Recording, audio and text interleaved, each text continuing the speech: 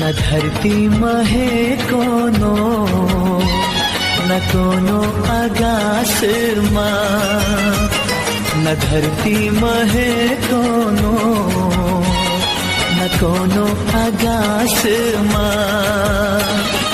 लाजवाब जेकर जवाब नहीं रे वो हवे मोर पास माँ।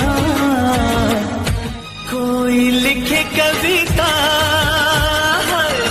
कोई लिखे कहानी, ओ दया कोई लिखे कहानी।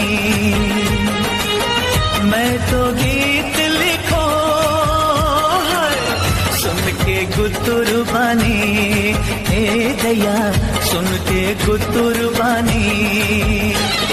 न धरती महे कोनो न कोनो आकाश माँ।